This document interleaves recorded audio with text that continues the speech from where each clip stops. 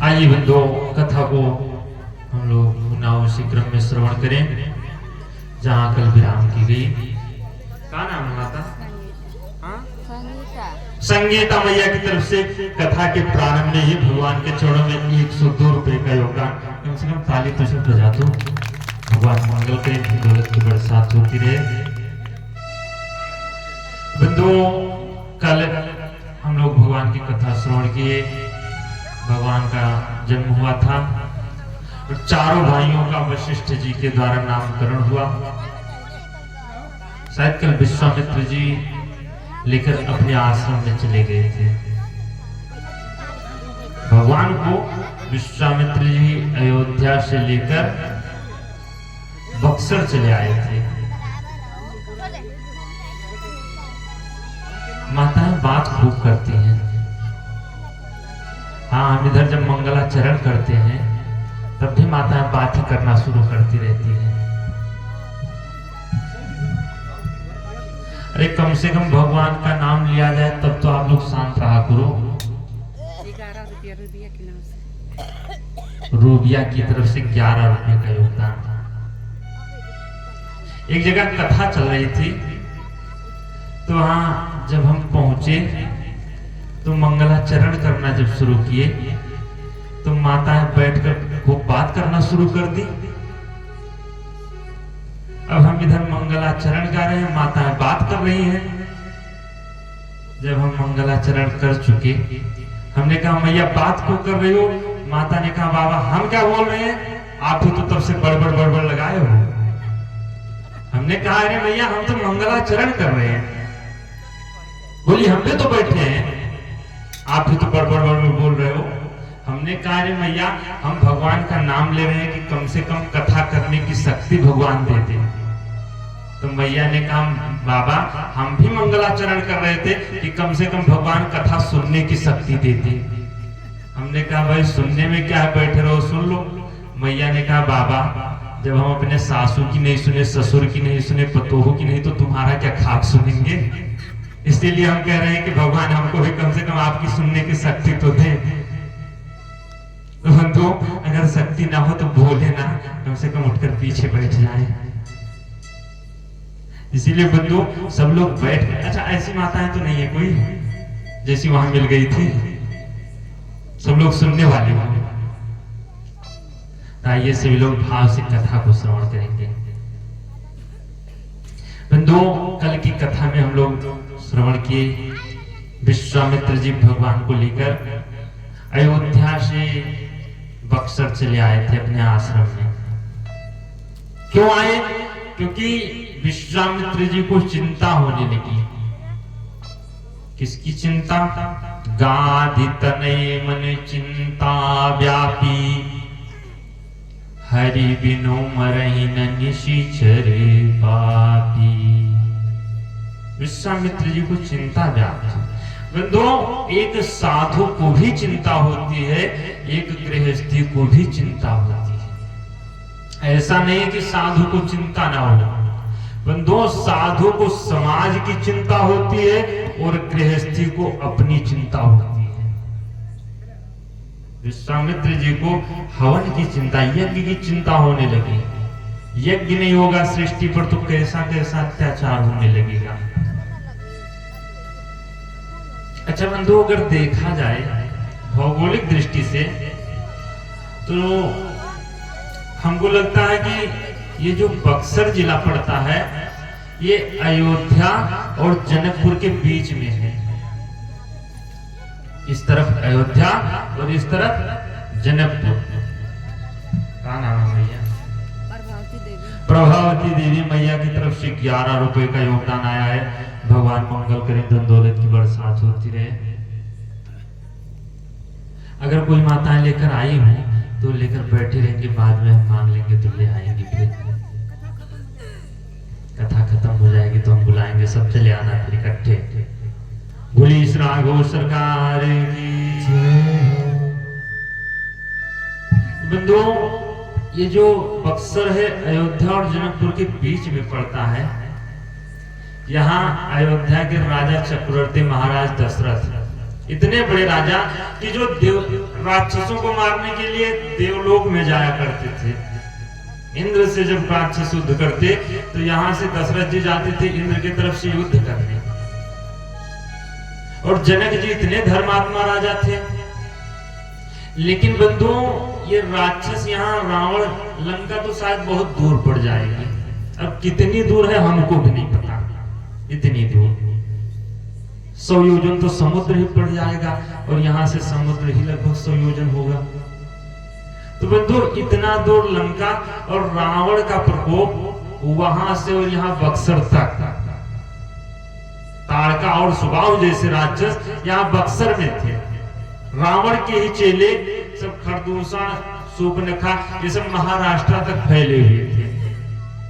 रावण पूरा छकाता जा रहा था, पूरी सृष्टि पर राज करता जा रहा था। लेकिन ये दशरथ जी और जनक जी यहीं के राजा, इतने बड़े महान राजा, लेकिन ये नहीं देख रहे थे कि हमारे पड़ोस में ही रावण का अत्याचार फैल रहा है। बंधु, एक राजा को नहीं, क्योंकि उनके पास 4 बेटे अपने परिवार में, वो भी और इनके 4 बेटियां, ये अपनी बेटियों में व्यस्त, सब अपने अपने परिवार में ही एक साधु को चिंता होने लगी।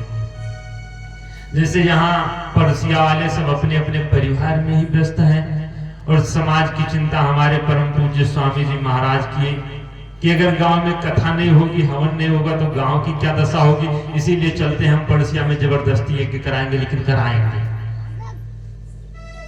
और बंधु, वही दशा विश्वामित्र जी की कि हम राम जी को लेकर आएंगे, लेकिन यहाँ हवन जरूर होगी, यज्ञ जरूर होगी। विश्वामित्र जी राम जी को लेकर आए हैं।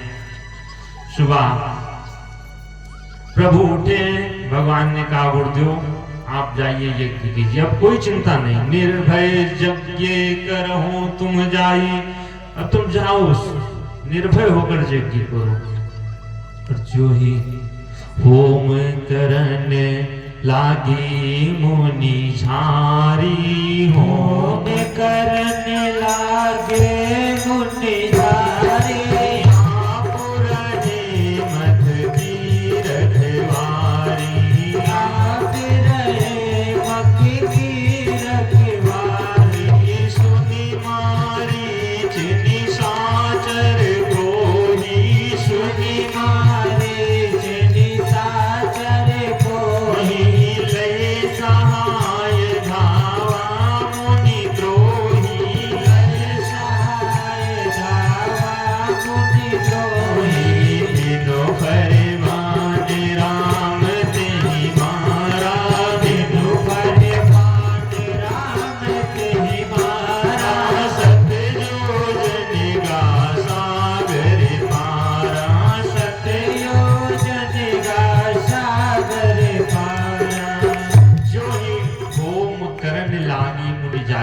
हवन करना शुरू किए विश्वामित्र जी। स्वाहा स्वाहा स्वाहा की आहुति जब पड़ना शुरू हुई, परंतु उसी समय राक्षसों को पता चला कि सब लोग हवन कर रहे हैं। सुनि मारीच निशाचर क्रोही, जो मारीच नाम का राक्षस था, जो ताड़का का भगवान वध किए थे, इसी का बेटा है मारीच। मारीच ने सोचा आज यज्ञ शुरू हो गई, वो अपने सहायकों से दौड़ा, आगे आगे मारीच पीछे अपने सहायकों को लेकर जब दौड़ा, लक्ष्मण जी जो ही बाण मारना चाहे, भगवान हाथ पकड़ ले, लक्ष्मण मारो मत इसको। लक्ष्मण जी ने कहा महाराज राक्षस इसको मारने दो। भगवान बोले नहीं, इसको मत मारो, क्योंकि इसकी ड्यूटी रावण ने गलत लगा दी है। इसकी ड्यूटी यहाँ नहीं, इसकी ड्यूटी पंचोटी में होनी चाहिए। और भगवान क्या काम किए, अपना बाण निकाले, उसके बाण के आगे जो नुकीला हिस्सा होता है उसको फर कहते हैं, और नुकीला हिस्सा भगवान निकाल कर बिनु फरे बाण राम ते ही मारा। इस मारीच को भगवान बिना फर का बाण मारे और वो 7 योजन गा सागरे पारा। मारीच 100 योजन समुद्र दूर गिरा। बंधु, इसको भगवान जान से नहीं मारे, क्यों? क्योंकि ये मारीच है। और भगवान को पता है कि मारीच का काम अभी आगे लगेगा। यही तो सोने का मृग बनकर पहुंचा था। और जितने राक्षस थे, लक्ष्मण जी से कहे, लक्ष्मण अब जितने राक्षस हैं सबको मार डालो। पावक सरसुबाहु पुनि मारा, और अनुजिन निशाचर कटुक संहारा। जितने राक्षस थे, राक्षसों की सेना का वध करते लक्ष्मण जी। यहाँ से भगवान कुछ दिन तक रहे। विश्वामित्र जी से कहे, गुरु जी अब आपकी यज्ञ पूरी हो गई, अब आप लेकर चलो, हमको भी छोड़ाओ। विश्वामित्र जी ने कहा, राम यज्ञ तो पूरी हो गई, एक यज्ञ भी बची है। राम जी ने कहा, महाराज वो कौन सी यज्ञ? विश्वामित्र जी ने कहा, महाराज धनुष यज्ञ। बोले धनुष यज्ञ ये कहाँ होगी? विश्वामित्र जी ने कहा, यहाँ नहीं, मिथिला में होगी। और जो ही भगवान सुने धनुष यज्ञ होना है, यहाँ से भगवान प्रसन्न होकर धनुष यज्ञ सुनी रघुकुल नाथा, धनुष यज्ञ सुनी रघुकुल नाथा, धनुष यज्ञ सुनी रघुकुल नाथा, धनुष यज्ञ सुनी रघुकुल नाथा, हर्षि चले मुनिवर की शाखा, हर्षि चले मुनिवर की शाखा, आसम एक देख मग माही, आसम एक देख मग माही, खग मृग जीव जंतु तानाही, खग मृग जीव जंतु तानाही, पूछा मुनि शिला प्रभु देखी, पूछा मुनि शिला प्रभु देखी, सकल कथा मुनि कहा विशेषी, सकल कथा मुनि कहा विशेषी, सकल कथा मुनि कहा विशेषी, सकल कथा मुनि कहा विशेषी। धनुष यज्ञ सुनी रघुकुल नाथा, हर्षि चले मुनिवर की शाखा। भगवान प्रसन्न होकर चले यहाँ से। क्यों? क्योंकि ससुराल जाना है, और पहली बार ससुराल कोई जाए तो कितना प्रसन्न होता है। भगवान भी हर्षित चले, हर्षित होकर चले। लेकिन बंधु, रास्ते में एक घटना घटी। आश्रम एक दीख मगमाही, एक आश्रम दिखाई पड़ा कि जहां न पेड़, न पौधे, न पुष्प, न कोई पशु, न पक्षी। हर आश्रम में गौशालाएं होती हैं, बगीचा होता है, चिड़िया चहकती है। आश्रम को देखे भगवान तो बिल्कुल सोना साना वीराना। पेड़ तो थे लेकिन ठोंठ बचे थे, उस पर कोई लताएं नहीं। भगवान आश्रम को देखे, एक पत्थर की शिला पड़ी हुई थी। पूछने लगे, प्रभु गुरुदेव ये आश्रम कैसा है? ये शिला पड़ी है, ये शिला कौन सी है? किस मनुष्य की है? विश्वामित्र जी ने कहा, राम वो ऐसे पड़ी रहती है, उस तरफ कोई देखता नहीं है, तुम उधर क्यों देख रहे हो? राम जी ने कहा, गुरुदेव हमारी दृष्टि तो उसी पर पड़ती है जिस पर किसी की दृष्टि ना हो। इसकी कथा हमको सुनाइए। विश्वामित्र जी सकल कथा मुनि कहा विषेखी, अहिल्या जी की पूरी कथा सुनाई कि ये गौतम जी की पत्नी है और उन्हीं के श्राप के कारण पत्थर हो गई। अच्छा बंधु, जीव जो होता है, जीव की कथा नहीं होती, कथा भगवान की होती है, जीव की व्यथा होती है। लेकिन ये अहिल्या जी की जो है, अहिल्या जी को कथा कहा गया, सकल कथा मुनि कहा विषेखी। तो बंधुओं, कहते हैं जीव की तो व्यथा होती है, लेकिन जिस जीव की व्यथा को भगवान सुन लेते हैं, उस जीव की व्यथा नहीं, उस जीव की कथा हो जाया करती है। अहिल्या जी की कथा को भगवान को मन लगाकर सुने। ये जो अहिल्या जी हैं बंधुओं, ये ब्रह्मा जी की मानस पुत्री हैं, ब्रह्मा जी की ही पुत्री हैं, और ये बुद्धि की प्रतीक हैं। अहिल्या जी बुद्धि हैं। ब्रह्मा जी जब देखे, अच्छा बुद्धि कहीं भी लग जाए तो बड़ा सुंदर कार्य होता है, और अहिल्या जी साक्षात बुद्धि है तो कितनी सुंदर रही होंगी। ब्रह्मा जी जब इनको बनाए, सोचने लगे कि मैं इसका विवाह किसके साथ करूं। अच्छा, इंद्र चाहता था कि हमारे साथ विवाह हो जाए, क्योंकि बड़ी सुंदर थी। इंद्र सोचा हमारे साथ विवाह हो जाए, लेकिन जब ब्रह्मा जी अपने घर में सलाह लिए तो घर वाले तैयार नहीं हुए। जैसे जब कोई जाता है, विवाह देखकर आता है तो बताता है कि देखकर तो आए, ऐसा ऐसा बात है, तो घर से जब परमिशन मिल जाता है नहीं ठीक है, तब तो कहते हैं कि हाँ चलो विवाह कर दो। लेकिन अगर घर वाली नहीं कह रही है कि विवाह करो तो बताओ कर सकता है? कितना भी चाहे। अब इंद्र तो चाहते हैं विवाह हो जाए।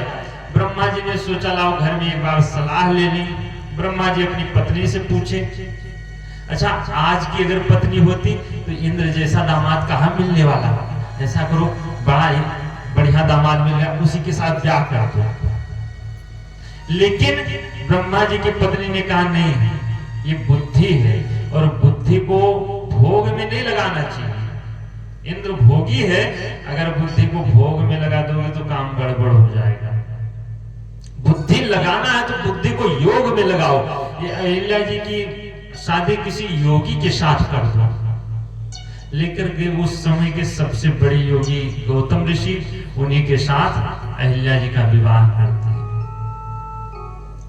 अच्छा बंधुओं, अगर यही विवाह अहिल्या जी का गौतम के साथ ना करके इंद्र के साथ कर दिए होते तो बंधुओं अहिल्या जी के गोद में सतानंद जी ना पैदा होकर कौन पैदा हो जाता? जयंत। जयंत की कथा आगे आएगी, जो कि मूर्ख 60 चाहत रघुपति बल देखा, वो मूर्ख गया था भगवान का भी बल देखने। अगर यही इंद्र के साथ गई होती तो इन्हीं की गोद में जयंत आता, जो भगवान से भी विरोध करता। इन्हीं की बेटी जयंती होती, जो कि राक्षसों के गुरु शुक्राचार्य पर मोहित हो गई थी। और वही अगर किसी योगी के साथ विवाह हुआ तो इन्हीं के गर्भ में साक्षात सतानंद जी, जो जनक जी के आचार्य आए, ऐसा बेटा पैदा हुआ। बंधु इसीलिए कहा जाता है अगर बुद्धि भगवान ने दिया है तो उसको भोग में ना लगाकर योग में लगाना चाहिए। अगर बुद्धि है तो उसको पैसा कमाने में नहीं लगाना चाहिए। आजकल तो सब बुद्धि है तो पैसा है। अच्छा पैसा तो बुद्धिहीन भी कमा लेता है। जिसके पास बुद्धि ना हो तो उसके पास भी बड़ा पैसा होता है। आप देख लो, ना विश्वास हो हमारी बात पर तो अपने अनुभव से देख लो कि एक से बड़े बड़े इतने बड़े बड़े नेता हैं कि जिनको बोलने की भी तमीज नहीं है समाज में, और इतने आगे निकल गए हैं भौतिक क्षेत्र में। बंधुओं ये बुद्धि भोग के लिए नहीं, योग के लिए मिली है। ब्रह्मा जी अहिल्या जी को दे दिए गौतम ऋषि के साथ। और एक दिन अहिल्या जी वैसे भी जब इंद्र को देखती तो ललचा जाती थी। कभी कभी इंद्र के यहाँ जब सभा लगती तो गौतम ऋषि जब अहिल्या जी के साथ जाते थे तो वहां जितनी पत्नियां इंद्र की आती, सब बढ़िया बढ़िया रत्न जड़े साड़ियां पहने रहती, और ये बेचारी अपना गौतम ऋषि की पत्नी तो अपना मार्किन की धोती पहनकर पहुंच जाया करती थी। तो जब देखती कि इंद्र की पत्नियां इतनी महंगी महंगी साड़ियां पहनकर, इतने सुंदर सुंदर आभूषण, तो इनको लालच लगता। ये सोचती कि अगर हमारा विवाह इंद्र के साथ ही हुआ होता तो कितना अच्छा रहता। और बंधु इंद्र भी एक दिन आया इनकी कुटिया में मुर्गे का रूप धारण करके, और 2 बजे रात्रि में ही लगा बोलने। मुर्गा वैसे सुबह 4 बजे बोलता है, लेकिन ये नकली मुर्गा बनकर 2 बजे बोलना जब शुरू किया तो गौतम ऋषि समझे कि सुबह होगी। गौतम ऋषि चले गए स्नान करने और एक कमरे में घुस गया। लेकिन बंधुओं जो ही गौतम ऋषि को पता चला कि इंद्र आया था, तुरंत अहिल्या जी को श्राप दे दिए कि जाओ, तुम हमको मूर्ख बनाई, तुम जड़ हो जाओ, पत्थर हो जाओ। और जो इनको श्राप दिया, ये पत्थर हो गए। पत्थर होकर भगवान का नाम रटती रही बैठकर। और यहाँ जब आज भगवान आए, विश्वामित्र जी से पूछने लगे, महाराज कथा सुनाओ इनकी। विश्वामित्र जी ने पूरी कथा सुनाई। गौतम नाई श्राप बश उपल देहि धरि धीर। भगवान बोले, महाराज तो कब तक ऐसे पत्थर रहेंगे? विश्वामित्र जी ने कहा, राम बस तुम चरण कमल रजे चाहती, कृपा करहूं रघुवीर। ये आपके चरणों की रज चाहती, आप कृपा कर दीजिए। और जो ही भगवान शरण उठाए, अहिल्या जी की ओर स्पर्श किए, तुरंत अहिल्या जी की पत्थर की मूर्ति में चैतन्यता आ गई और उठकर बैठ गई। गोस्वामी बाबा कहते हैं, परिसत पद पावन शोक न शावन, प्रगट भई तब पूज सही। परिसत पद पावन शोक न शावन, प्रगट भई तब पूज सही। देखत रघुनायक जन सुखदायक, सन्मुख होई कर जोरी रही। देखत रघुनायक जन सुखदायक, सन्मुख होई कर जोरी रही। अति प्रेम अधीरा पुलक शरीरा, मुख नहीं आवै वचन कही। अति प्रेम अधीरा पुलक शरीरा, मुख नहीं आवै वचन कही। अतिशय बड़ भागी चरण दिलागी, युगल नयन जलधार बही। अतिशय बड़ भागी चरण दिलागी, युगल नयन जलधार बही। परिषद पद पावन शोक न शावन, प्रगट भई तब पूज सही। परिषद पद पावन शोक न शावन, प्रगट भई तब पूज सही। और जो ही भगवान स्पर्श की, अहिल्या जी उठकर बैठ गई। यहाँ से अहिल्या जी का उद्धार करके भगवान आगे बढ़े। चले राम लक्ष्मण मुनि संगा, गई जहाँ जग पावनी गंगा। गंगा जी में स्नान किए। वहां विश्वामित्र जी बैठा कर इनको गंगा अवतरण की कथा सुनाए। भगवान स्नान किए हैं, ब्राह्मणों को दान दिए हैं और यहाँ से ब्राह्मणों के साथ आगे बढ़े। बंधुओं, किसी अगर तीर्थ में हम आप जाते हैं, तो तीर्थ में जाने से हम आप वहां जो नदी होती है, सरोवर होता है, वहां स्नान करते हैं। सब करते होंगे। बंधुओं, स्नान करने से तीर्थ में हमारा तन पवित्र होता है। लेकिन जब वहां तीर्थ की महिमा को सुन लेते हैं या फिर भगवान की कथा सुन लेते हैं, तो इससे हम आपका मन भी पवित्र हो जाता है।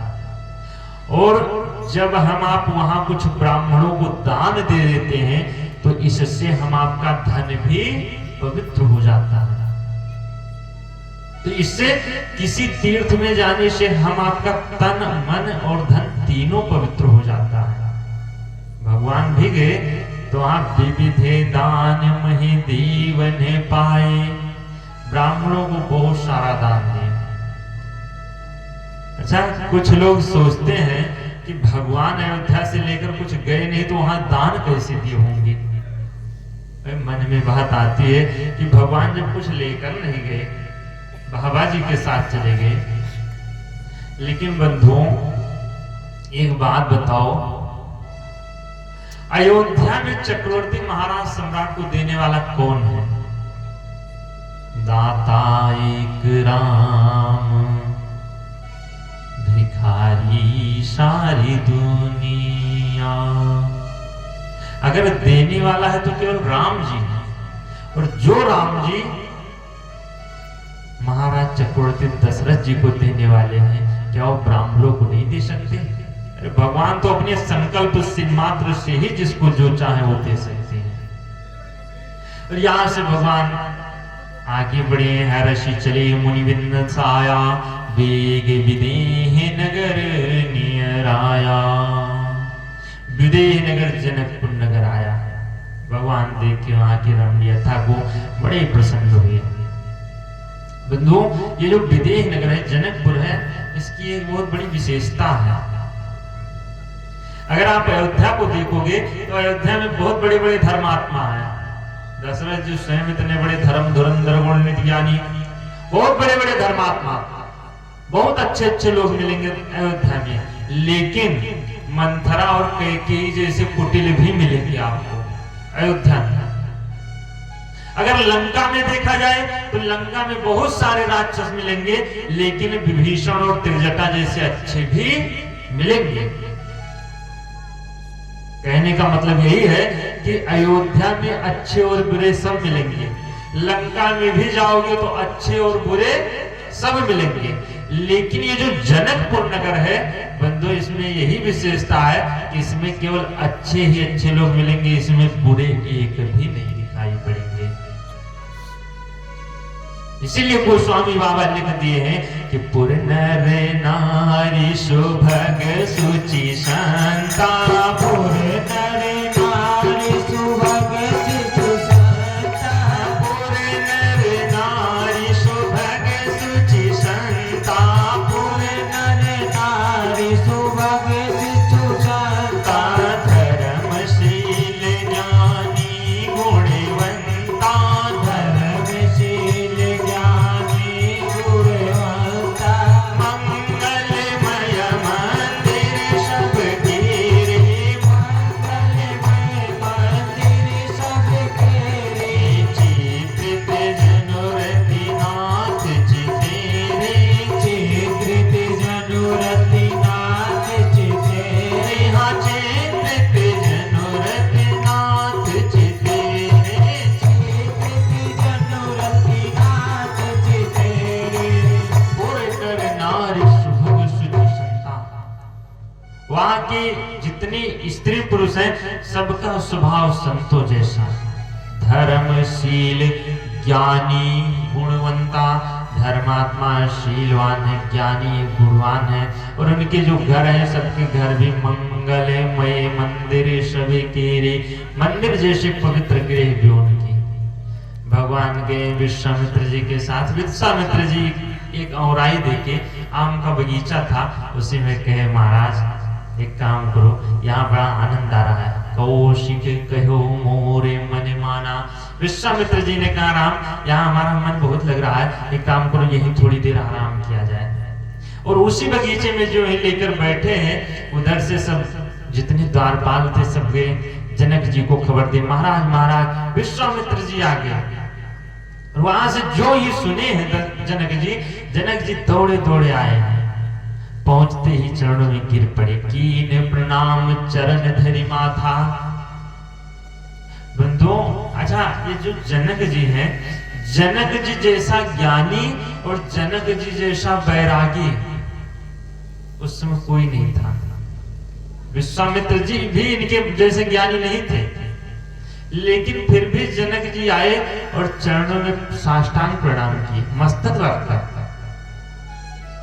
अच्छा, जनक जी भी सोच सकते थे कि ये भी क्षत्रिय हैं, हम भी क्षत्रिय, और हम इतने बड़े ज्ञानी, इतने बड़े बैरागी, और इनके अंदर उतना ज्ञान भी नहीं, वैराग्य भी नहीं, हम इनको प्रणाम क्यों करें?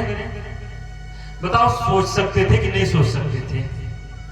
लेकिन बंधुओं, साधु कैसा भी हो, पहले भी कथा में बता चुके हैं कि साधु कैसा भी आए, अगर वो साधु वेश में है तो गृहस्थी का ये धर्म होता है कि साधु को अवश्य प्रणाम करना चाहिए। कैसा भी हो, कुछ आता हो या ना आता हो, साधु को प्रणाम अवश्य करना चाहिए। आपसे चाहे कम ही ज्ञान हो, जनक जी से सीख लो। जनक जी गए प्रणाम की, कुशल प्रश्न कही बार ही बारा। विश्वामित्र जी कुशलता पूछे और बगल में बिठाए अपने। उसी समय राम और लक्ष्मण जी बगीचा घूमने चले गए थे। उसी समय जो ही आए, श्याम गौर मृदु वयस किशोरा, जो ही सबने देखा इतने सुंदर सुंदर श्यामल गौर, किशोर अवस्था में इतनी सुंदर, सब लोग उठ उठ कर खड़े हो गए। जितने ब्राह्मण पहुंचे थे उठे सकल जब रघुपति आए। अच्छा, भगवान से बड़े बड़े अवस्था के थे सब, लेकिन सब भगवान के तेज को जब देखे तो उनको बर्दाश्त नहीं हुआ, उठकर खड़े हो गए। महाराज, इतने तेजवान बालकों को आप लेकर घूम रहे हो? जनक जी ने कहा, गुरुदेव आप पहले हमको इनका परिचय दीजिए। कहूं कवन सुंदर दो बालक, कहूं कवन सुंदर दो बालक, मुनि कुल तिलक की नृप कुल बालक, मुनि कुल तिलक की नृप कुल बालक, ब्रह्म जो निगम नीति कहि गावा, ब्रह्म जो निगम नीति कहि गावा, ब्रह्म जो निगम नीति कहि गावा, ब्रह्म जो निगम नीति कहि गावा, उभय देश धरि धी सोई आवा, उभय देश धरि धी सोई आवा, कहूं कवन सुंदर दो बालक, कहूं कवन सुंदर दो बालक। जनक जी पूछने लगे, महाराज कहा हूं कौन सुंदर दो बालक, ये दोनों बालक कौन है इतने सुंदर सुंदर? मुनि कुल तिलक की नृप कुल बालक, ये दोनों मुनि कुल के आभूषण है, कोई आपके चेले हैं या फिर कोई राजकुमार है इतने सुंदर सुंदर? विश्वामित्र जी ने कहा, राजन ये बताओ आप इनको ऐसा क्यों पूछ रहे हो? भाई हमारे साथ है तो हमारे साथ है तो चेले मान लेना चाहिए, और अगर चेले नहीं लग रहे तो राजकुमार मान लेना चाहिए, या आपको कौन लगे, किस लिए आप पूछे इनको?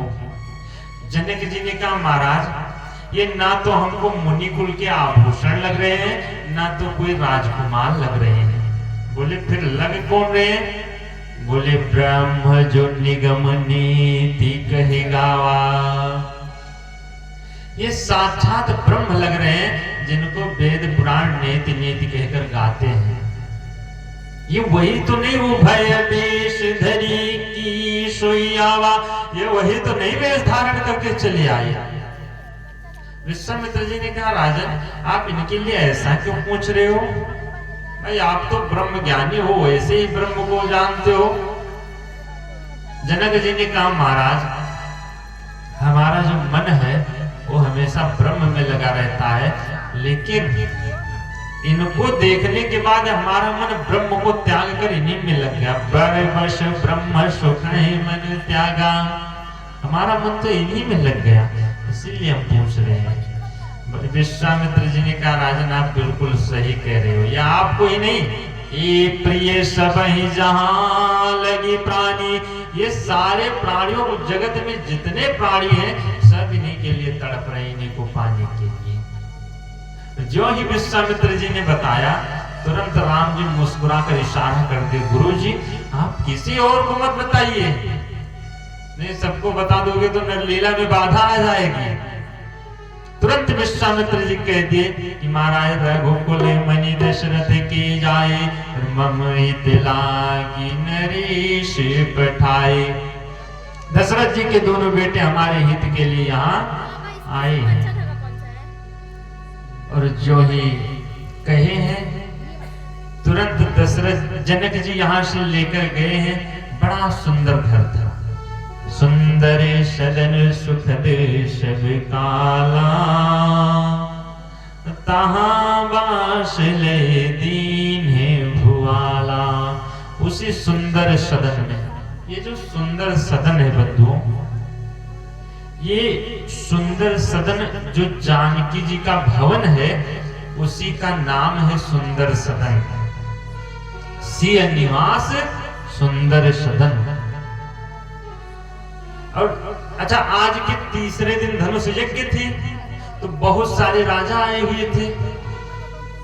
जनक जी के पास जितना घर था, जितने कमरे, सब कमरे राजाओं को आवंटित कर दिए थे, तो कोई कमरा खाली था नहीं। तो जनक जी ने जानकी जी से कहा, सीता जी से, ऐसा करो तुम चले चलो आज हमारे घर में और यहाँ पर विश्वामित्र जी को ठहर जाने दो। विश्वामित्र जी को जानकी जी के भवन में ही ठहराए और यहाँ से भगवान गए हैं, जलपान वगैरह किए। जनक जी कहे, महाराज आप आराम कीजिए, हम चलते हैं कुछ देर के लिए। राम जी कहने लगे, गुरुजी नाथ लखनपुर देखन चाहिए। ये जो लक्ष्मण जी हैं, ये नगर को देखना चाहते हैं, थोड़ा कम से कम नगर तो देख ले लक्ष्मण जी। विश्वामित्र जी ने कहा, तो लक्ष्मण जी नगर देखने जाएंगे, तुम भी जाना चाहते हो क्या? राम जी ने कहा, महाराज हम जाएं, इनको नगर दिखा लाएं।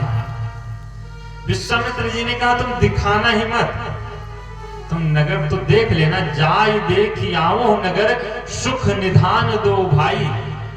लेकिन एक काम और करना, करहूं सुफल सबकी नयन,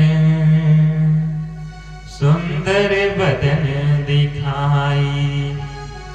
तुम यहाँ जनकपुर के जो नगरवासी हैं, ये सब ज्ञानी हैं, ये सब निर्गुण निराकार का ध्यान करते हैं, उन्हीं का दर्शन करते हैं। लेकिन तुम अपना सगुण साकार रूप दिखाकर उनके नेत्रों को भी सुफल कर देना।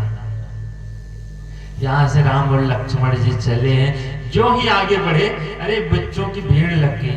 बच्चे दौड़े दौड़े आगे खूब खबर मचा दिए कि महाराज सब निकल आओ, भगवान आ रहे हैं। देखन नगर भूप सुत आए, देखन सब गाइए,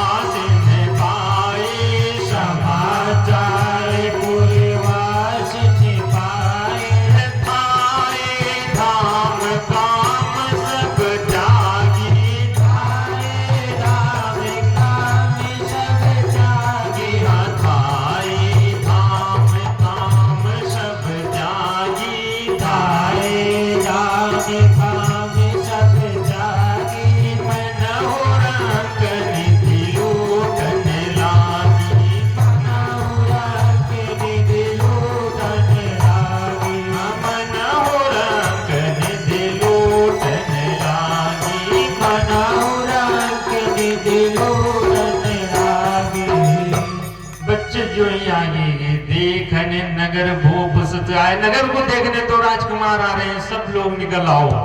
और बंधु, जो ही जनकपुर वासियों को खबर मिली, सब धाये धाम काम सब त्यागी, अपने अपने काम धाम को त्याग कर सब दौड़ लिए। बंधु, काम धाम को निपटा कर नहीं आए। आप यहाँ चौपाई का दर्शन करो, थोड़ा शब्द पकड़ो कि धाये धाम काम सब त्यागी। सब ये नहीं सोचे कि लाओ काम धाम निपटा ले फिर भगवान का दर्शन कर लेंगे। यहाँ तो माताएं सोचती हैं चलो काम धाम निपटा कर फिर चले कथा सुनने।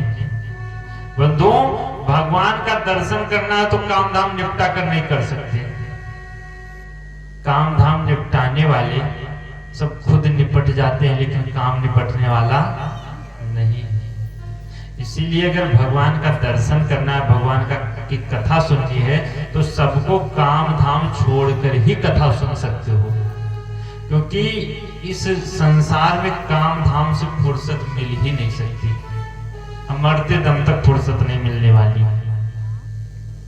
जो ही भगवान पहुंचे हैं, लोगों की भीड़ लग गई।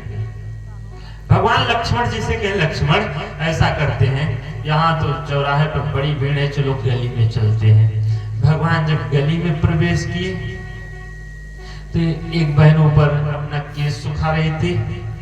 वो देखी तो ऊपर से देखी, भगवान को पीछे से दिखाई पड़े, तो सोची कि ये इतने सुंदर पीछे से, अच्छा, माता अगर किसी को पीछे से सुंदर देखें तो उनके नाक नक्श देखने की बड़ी जिज्ञासा होती है, सामने से कितना सुंदर होगा। अब यहां से जब वो देखी भगवान को इतने सुंदर, तो ऊपर से लगी खांसने। जब खांसने लगी, लक्ष्मण जी ने कहा, प्रभु बहन आपका मुखमंडल देखना चाहती, कम से कम एक बार ऊपर तो देख लो। भगवान बोले, अरे चुप रहो, फंस जाओगे माया नगरी में, तुम मत देखो उधर। भगवान जाते रहे, तब तक वो अपने सामने वाली सहेली को, 365 नंबर सामने देखो, उधर क्या कर रही हो। वो अपने सामने वाले को, अपने सामने सब एक दूसरे के छत पर जा जाकर भगवान का लगी दर्शन करने। जुबती भवन झरोखने लागी, सब झरोखे से कोई बहनें सब छत पर खड़ी होकर भगवान का दर्शन करने लगी। अब एक सखी कहने लगी, बहन ये जो सांवला वाला है, वरे सांवरो जानकी जोग, ये तो जानकी जी के योग्य है। तब तक दूसरी कहने लगी, अरे बहन जानकी जी के योग्य कहाँ है, जनक जी ने तो प्रण इतना बड़ा ले लिया कि जो धनुष तोड़ेगा उसी के साथ विवाह होगा, और ये इतने कोमल हैं, ये धनुष कहाँ तोड़ पाएंगे, जानकी जी के योग्य नहीं है। तब तक दूसरी बोली, नहीं नहीं ऐसी बात नहीं है, इनको अभी तक जनक जी ने देखा नहीं, अगर जनक जी देख लेंगे तो बिना अपना प्रण छोड़कर इन्हीं के साथ ब्याह देंगे, इतने सुंदर है ये। ऐसी ऐसी बातें कर रही थी सखियां। तब तक एक बहू की 90 साल की सासू, इससे भी ज्यादा रही होगी, बड़ी बूढ़ी, छत के दूसरे कोने पर बैठी घमौनी कर रही थी, ठंडक का महीना, धूप ले रही थी। अच्छा, जो सासू होती है उनके कान थोड़ा ऊंचे होते हैं, थोड़ा कम सुनती हैं, लेकिन पता नहीं कैसे ये बहू की फुसफुसाहट भी सुन लेंगी। हाँ, इतना सुनती हैं। अच्छा, अगर कोई बहू के मायके से आ गया तो बुढ़िया एकदम दीवार में कान लगा लेगी, चाहे कुछ सुनाई ना पड़ता हो उसके कान से। अब वो जब देखी, वहां से लाठी लेकर टेकते टेकते पहुंच गई। क्या बात कर रहे हो तुम लोग, इतनी देर से सुन रही हो, वर सांवरो जानकी जो, वर सांवरो जानकी जो। अरे जानकी जी को मिल जाएगा तो इससे तुम्हारा क्या फायदा होने वाला। सखी कहने लगे, मैया अगर ये जानकी जी को मिल जाएंगे तो जनक जी की सबसे प्यारी बिटिया जानकी जी हैं, और जनक जी ज्यादा दिन इनको ससुराल में रहने नहीं देंगे, और वहां से बार बार ले आएंगे, बार ही बार सनी बसे जनक बुलाओ सीय, तो ये लेने आई है बंधु दो, कोटि काम कमनीय। ये दोनों भाई लेने बार बार आएंगे, इससे हमको इनका दर्शन मिलता रहेगा, इससे बड़ा सौभाग्य हमारा क्या हो सकता है। और अगर विवाह नहीं हुआ, नाही ता हम कहो सुनहु सखी, इन्हें गई दर्शन दूरी, और यहाँ संघटो तब होई जब, पुण्य पुरा कृत भूरी। अगर विवाह नहीं हुआ तो ऐसा संयोग फिर तभी बनेगा जब बहुत बड़े पुण्य कर्म होंगे कि इनका दर्शन हो। बंधु, सब सखियां भगवान का दर्शन किए हैं। भगवान यहाँ से पूर्व तरफ गए हैं जहाँ धनुष यज्ञ की रचना की गई थी।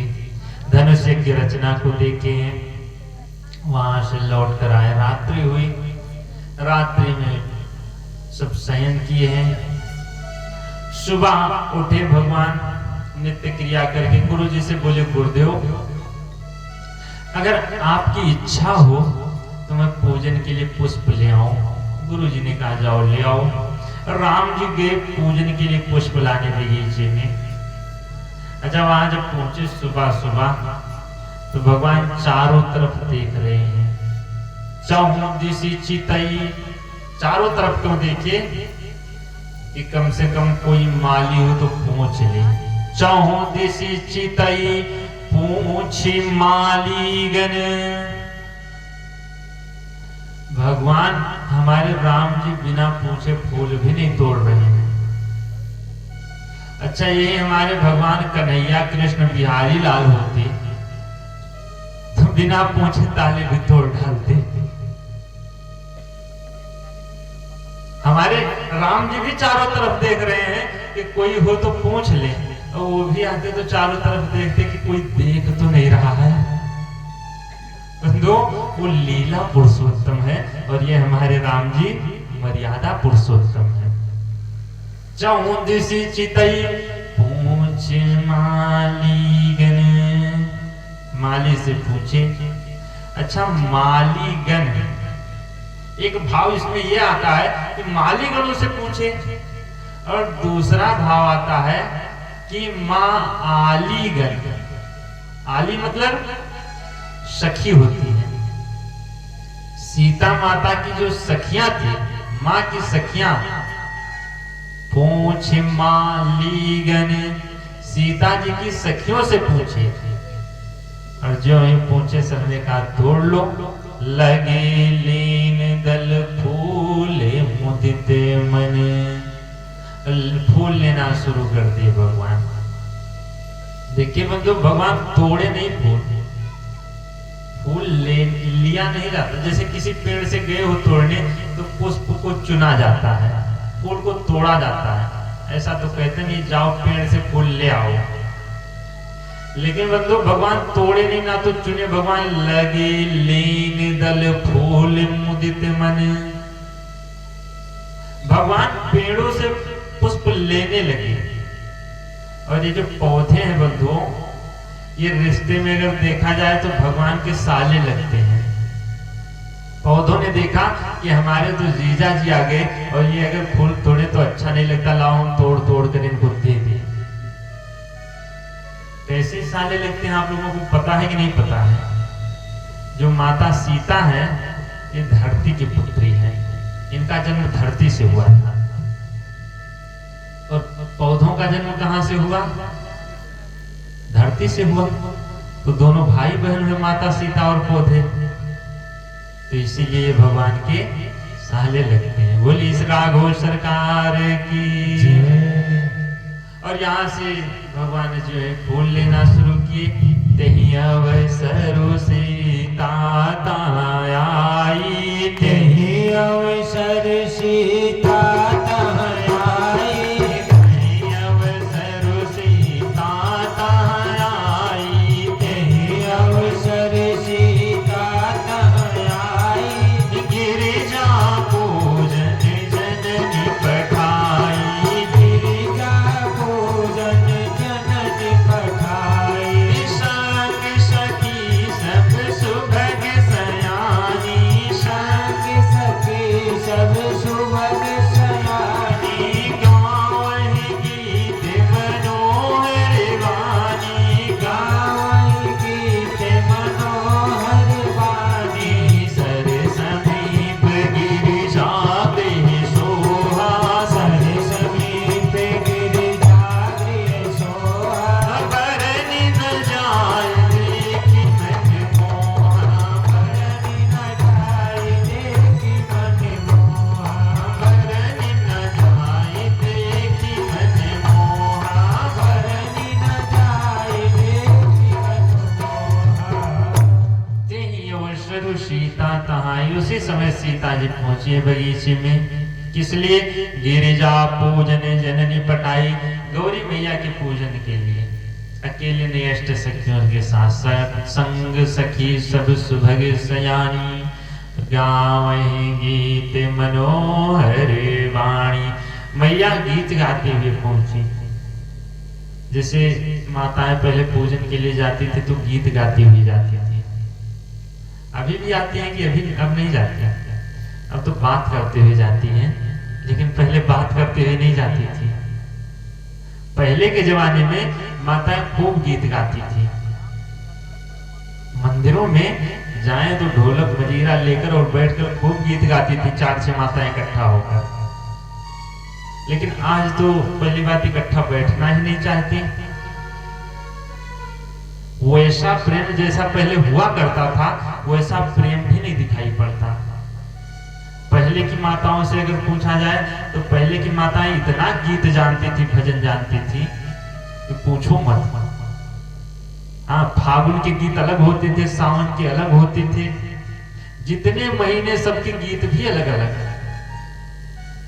लेकिन आज तो अगर इकट्ठा बैठ भी जाएंगे तो गीत वगैरह नहीं गाएंगे। आज तो परपंच शुरू है, पहले ये साड़ी कहाँ से ली हो, तो कहेंगे इस माल से लाए, अच्छा हम भी वहां से अपनी बात लाएंगे। आजकल तो यही सब चर्चा है। कम से कम इकट्ठा बैठो, ना मंदिर में जाने का टाइम मिले, कम से कम कथा पांडाल में आ जाओ पहले, तो कम से कम भगवान का भजन तो गाना शुरू कर दो। दो माताएं पहले जब तीर्थों पर जाती थी तो भजन गाने से भाव बदल जाते थे। जो संसार में भाव है, संसार का भाव हटकर भगवान में लग जाता था, सब कुछ भूल जाती थी।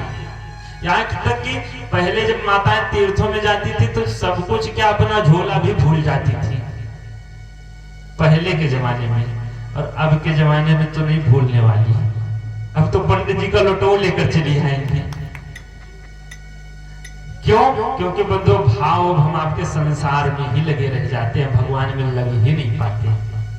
बोलिए इस राघव सरकार की। मैया सीता पहुंची है तो गीत गाते हुए अष्ट सखियों के साथ, और वहां सब तो पहुंची मंदिर में। एक सखी सी संग विहाई और गई रही देखने फुलवाई। एक सखी फुलवानी देखने चली गई और वहां से जो ही भगवान को देखी, तासु दशा देखी सकी। भगवान को देखकर लौट कर आई तो भगवान में ही मोहित हो गई। सखियां देखी, अरे बहन तुम ऐसे क्यों, इतना शांत क्यों बैठी हो, तुम तो बड़ी चंचल थी। सब तो आई थी यहाँ गौरी पूजन के लिए, तुम चली गई बगीचे में, और वहां से तुम इतना शांत होकर कैसे? सखी ने कहा, अरे देवी ये मंदिर कहीं नहीं चला जाएगा, ये मूर्ति कहीं नहीं जाएगी, लेकिन वो चले जाएंगे। सखियों ने कहा, कौन चले जाएंगे? बोली, अरे दो राजकुमार बड़े सुंदर सुंदर आए हैं, कम से कम चलो उनका दर्शन तो कर लो। सखियों ने कहा, अरे देवी वहां बगीचे में बहुत सुंदर सुंदर आते हैं, तो इससे तुमसे क्या मतलब? आखिर उनमें विशेषता क्या है जो कह रही हो उनका दर्शन कर लो? हम तो बहुत सुंदर सुंदर राजकुमार देखे हैं। सखी कहने लगी, अब उनकी विशेषता मैं कैसे कहूं? श्याम गौर किमी कहाओ बखानी। उस सांवले गोरे से कि उनका मैं बखान कैसे करूं? गिरा नयन नयन बिनु वाणी। जो जीवा कह सकती है उसने देखा नहीं, और जो आंखें देखी है वो बोल नहीं सकती। इसीलिए जब तुम देखोगे तभी पता चलेगा। वहां से सब सखियां माता सीता सहित आई हैं, लता ओट सब सखी ने लखाए, भगवान का दर्शन कराई है। बोलिए इस राघव सरकार की। और यहाँ से मैया सीता भगवान का दर्शन करके गई हैं। माता पार्वती जी के भवन में निज अनुरूप सुभगवर मांगा, पूजा की ने अधिक अनुरागा। अपने अनुरूप वर मांगिए, खूब पूजन की। और यहाँ से मैया पार्वती जी आशीर्वाद दिए कि जाओ बिटिया, मनु जाहि राजो मिले शोवरु, सहज सुंदर सांवरो, करुणा निधान सुजान शील स्नेह जान तेरा वरो। जो तुम्हारे मन में बसा है सुंदर सांवला वरु वही मिलेगा। मैया आशीर्वाद सुनी, बड़ी प्रसन्न हुई, वहां से पूजन करके आई हैं। भगवान भी आए हैं पुष्प लेकर, विश्वामित्र जी को दिए हैं। विश्वामित्र जी सुमन पाई मन पूजा की, पूजन किए। दोनों भाइयों को आशीर्वाद दे कि जाओ सुफल मनोरथ हो तुम्हारे, तुम दोनों के मनोरथ सफल हो जाएंगे। देखिए गुरु होता है वो शिष्य के मनोरथ को समझ जाता है। भगवान का मनोरथ तो जानकी जी को पाने का हो गया। विश्वामित्र जी समझ गए। विश्वामित्र जी ने आशीर्वाद दे दिया, जाओ दोनों के मनोरथ सफल हो। राम लखन सुनि भय सुखारे। अच्छा, खुश होना चाहिए राम जी को, लक्ष्मण जी क्यों खुश हो गए? बंधुओं, लक्ष्मण जी इसलिए खुश हो गए क्योंकि जो अष्ट सखियां थी उसी में उर्मिला जी भी गई थी। जब राम जी सिया जी को देख रहे थे, लक्ष्मण जी उर्मिला जी को देख रहे थे। और जो ये गुरु जी का आशीर्वाद मिला, लक्ष्मण जी बड़े प्रसन्न हो गए कि हमारे भी मनोरथ सफल हो जाएंगे। बोलिए लक्ष्मण भैया की जय। और दिन बीता, रात्रि बीती, दूसरे दिन का सूर्योदय माता सीता के भाग्य के निर्णय को लेकर उदय हुआ है। और यहाँ जनकपुर में बड़ा लंबा मेला लगा। बहुत ज्यादा विस्तार नहीं करेंगे, समय का अभाव। एक गीत के माध्यम से लागले जनकपुर के मेला, लागले जनकपुर के मेला, देखे को हमर मनवा करेला। लागले सब गाइए लागले जनकपुर के मेला, देखे को हमर मनवा करेला। लागले जनकपुर के मेला, देखे को मोरे मनवा करेला। मनवा करेला मोरो मनवा करेला, मनवा करेला मोर मनवा करेला। मनवा करेला मेरो मनवा करेला, मनवा करेला मेरो मनवा करेला। लागले जनकपुर के मेला, देखे को हमर मनवा करेला। लागले जनकपुर के मेला, देखे को मोर मनवा करेला। लागले जनकपुर के मेला, देखे को हमर मनवा करेला। लागले जनकपुर के मेला, देखे को मोर मनवा करेला। बक्सर दिशा से एक बाबा जी ओले, बक्सर दिशा से एक बाबा जी ओले। बाबा जी ओले, हाँ बाबा जी ओले, बाबा जी ओले हो बाबा जी ओले। बक्सर दिशा से एक बाबा जी ओले, बक्सर दिशा से एक बाबा जी ओले। संगवाली दुई चेला, संगवाली दुई चेला, देखे को हमर मनवा करेला। लागल जनकपुर के मेला, देखो हमर मनवा करेला। लागल जनकपुर के मेला, देखे को हमर मनवा करेला। लागल जनकपुर के मेला, देखो हमर मनवा करेला। राजा जनक जी धनुष प्रण ठनले, राजा धनुष जी जग में ठनले। राजा जनक जी धनुष प्रण ठनले, राजा जनक जी धनुष प्रण ठनले। कोई वीर तोड़े गाय केला, कोई वीर तोड़े गाय केला, देख के हमर मनवा करेला। लागल जनकपुर के मेला, देखो हमर मनवा करेला। लागल जनकपुर के मेला, देख के हमर मनवा करेला। लागल जनकपुर के मेला, देखो हमर मनवा करेला। बंधु, यहाँ जनकपुर में बड़ा सुंदर मेला लगा। सब लोग बैठे थे, राजा भगवान आए हैं, सब भगवान का दर्शन किए। जिनके रही भावना जैसी, और प्रभु मूर्ति देखी तिन्हें देशी। सब भगवान का अपने अपने भाव के अनुसार दर्शन किए।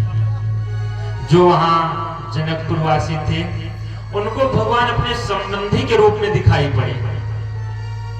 और बंधु, जो ज्ञानी बैठे हुए थे, उनको भगवान अपने विराट पुरुष के रूप में दिखाई पड़े। जो भक्त बैठे हुए थे, भगवान उनको इष्ट देव के रूप में दिखाई दिए। निज निज रुख राम ही सब देखा। और जब सब राम जी का दर्शन किए हैं, यहाँ से दो दूत जनक जी के खड़े होकर, जनक जी का जो प्रण था, द्योप द्योप के राजाओं महाराजाओं, जो भी आज इस राज समाज में इस शंकर जी के धनुष को उठाएगा और तोड़ेगा, उसी के साथ जानकी जी का विवाह होगा। त्रिभुवन में उसकी जय जयकार की जाएगी। ज्यों ही राजाओं ने सुना यहाँ जो उठाएगा उसके साथ विवाह, तुरंत सब राजा अपनी अपनी धोती बांधकर परिकर बांध उठे या कुलाई, व्याकुल होकर उठ कर खड़े हो गए कि कहीं उठाते समय धोती ना खुल जाए। इसीलिए परिकर बांध, जोर से अपनी अपनी धोती सब बांध ली। और जो ही उठे, जनक जी ने कहा रोको, एक एक करके आओ। अच्छा, वहां से धनुष तो देखने में बड़ी छोटी थी और राजा बड़े बड़े बलशाली। राजा ने सोचा अरे बाएं हाथ का केला भी उठाकर फेंक दूंगा। चले इष्ट देवन सिर नाई, अपने अपने इष्ट देव को मना रहे कि हे भगवान धनुष हमसे उठ जाएगा। लेकिन जब ये अपने इष्ट देव से मनाते हैं कि हे भगवान धनुष हमसे उठ जाए, तो यहाँ लगभग 10,000 राजा बैठे थे। कितने राजा? 10,000। सब अपने अपने इष्ट देव से मनाते हैं हे भगवान इससे धनुष ना उठे। अब बताओ इष्ट देव एक की सुनेंगे कि 10,000 की सुने? और वो जब जाता है बायां हाथ लगाकर जोर से लगाता है कि बाएं हाथ के खेल है। धनुष जब हिला नहीं, दाहिने हाथ से जोर लगाता है। जब फिर भी नहीं उठा, दोनों हाथ से तमक की ताक की तकिस्यो धनु धरही, तमक तमक कर उठाता है, लेकिन उठई न कोटि भांति बलु करही, धनुष तिल मात्र हिला भी नहीं। अच्छा, ज्यादा तो अकड़ कर है, आता है तो मुंह लटका कर आता है। वहां जब पहुंचता है, अच्छा सब राजा तो गए लेकिन कुछ राजा नहीं गए, जिनके कुछ विचार मन माही, जो कुछ विचारवान राजा रहते हैं। जैसे किसी गांव में बहुत सारे मूर्ख हों लेकिन कोई ना कोई विचारवान मिल ही जाता है आप लोगों जैसे, तो वहां भी कुछ राजा विचारवान भी बैठे थे। जब वो लौट कर आता है, कहां गए थे? बोला धनुष उठाने गए थे। बोला धनुष जब तुमसे नहीं उठना है क्यों जा रहे हो? बोला कायर कहीं के, जब धनुष उठाना नहीं था तो क्यों चले आए यहाँ?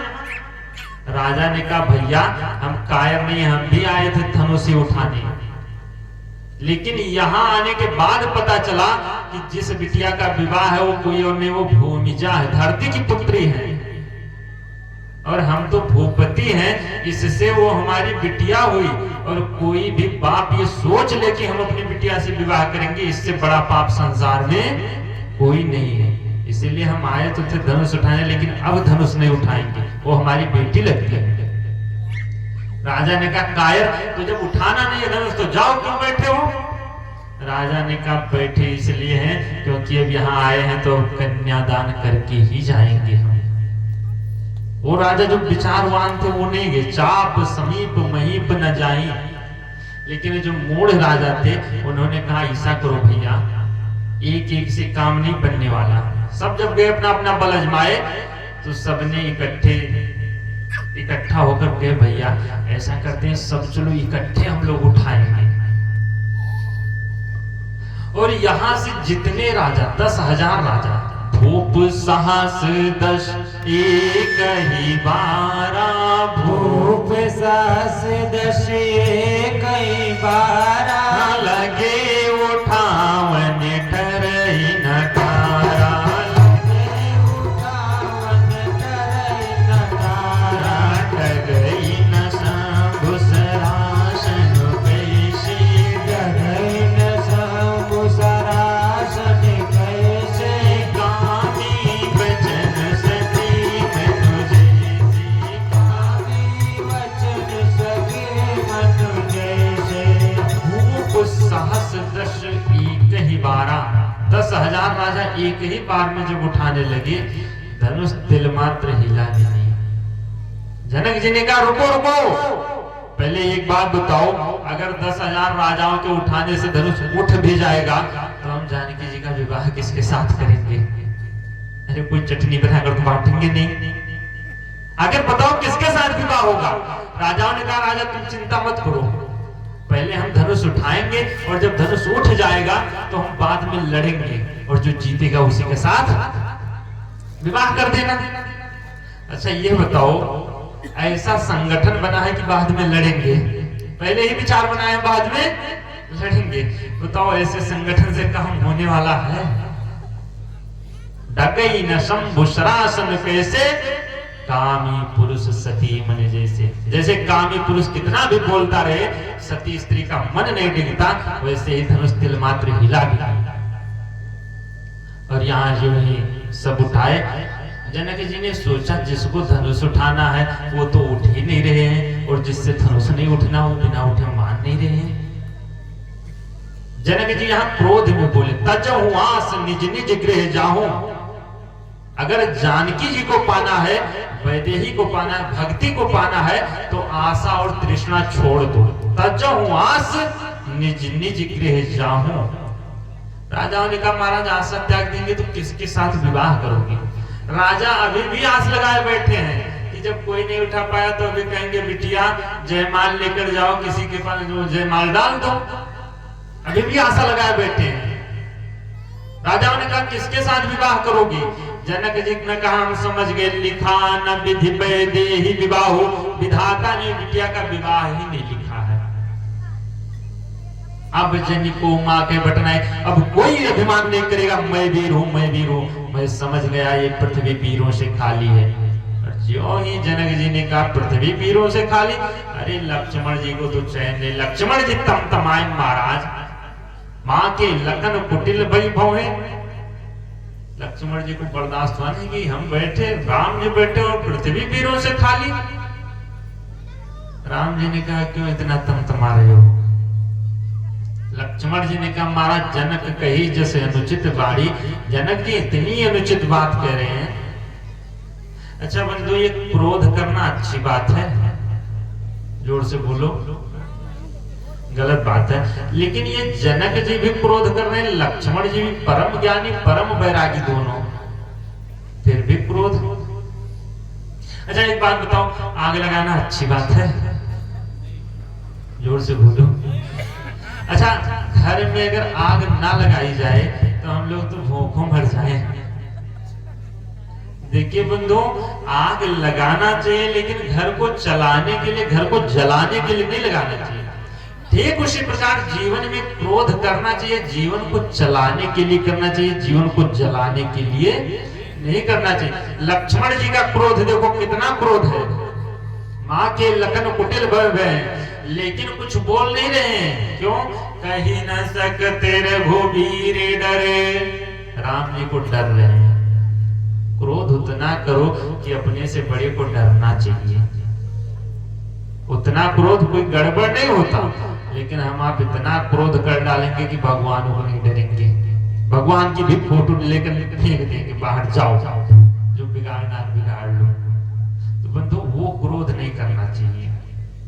अगर क्रोध करना है तो लक्ष्मण जी के जैसा करो। कहीं न सकत रघुबीर डर। लक्ष्मण जी को क्रोध तो आया लेकिन कुछ बोल नहीं पा रहे हैं। राम जी ने कहा लक्ष्मण क्यों नहीं बोल रहे हो?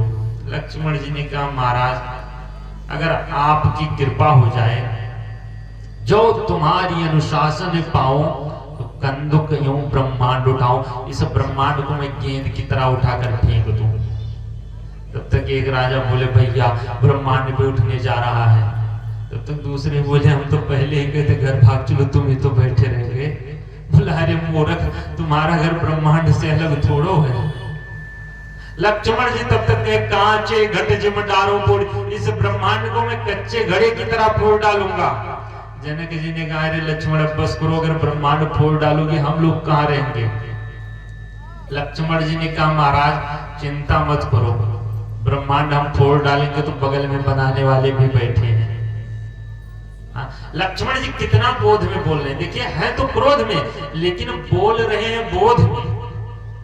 कांचे घट जिम डारो फोड़ी, इस ब्रह्मांड को कच्चे घड़े की तरह बोल रहे हैं, पके घड़े की तरह नहीं। क्यों? क्योंकि जो कच्चा घड़ा होता है वो फोड़ने के बाद भी बन सकता है, लेकिन पक्का घड़ा फोड़ने के बाद भी बनने वाला नहीं। लक्ष्मण जी ने कहा महाराज कच्चे घड़े की तरह फोड़ूंगा फिर बना देंगे। और यहाँ से जो है विश्वामित्र जी ने देखा कि समय सुबह, विश्वामित्र समय शुभ जानी। अच्छा शुभ समय क्या था? उस समय का जो शुभ था, विश्वामित्र जी बैठे देख रहे थे कि ये जो परशुराम जी हैं इनकी तपस्या पूरी हो जाए तब राम जी धनुष तोड़े कि कम से कम पहुंच तो जाए टाइम से, नहीं टाइम से ना पहुंच पाए। तो इसीलिए जब विश्वामित्र समय शुभ जानी कि देखिए महेंद्राचल पर्वत पर अब उनकी तपस्या पूरी हुई, उसी समय राम जी को कहने लगे राम अब तुम जाओ धनुष तोड़ो। वो उठो राम भंजो भव चापा और मीटो तात जनक परितापा। और जो ही विश्वामित्र जी ने इशारा किया, राम जी उठ कर गए और धनुष के बीच में हाथ लगाए और धनुष को तोड़कर नीचे गिरा दिया। जो ही धनुष टूटा उसी समय इतनी जोर की बिजली चमकी और इतनी जोर गड़गड़ाहट हुई कि बंधु सबकी आंखों में चकाचौंध हो गया, कोई कुछ देख ही नहीं पाया। काहू न लखा देख ही सब ठाढ़ी, सब देखते रह गए खड़े खड़े, कोई देख ही नहीं पाया कि धनुष कैसे टूटा। और यहाँ से जो ही धनुष टूटा है, सखियां माता सीता को लेकर आई हैं।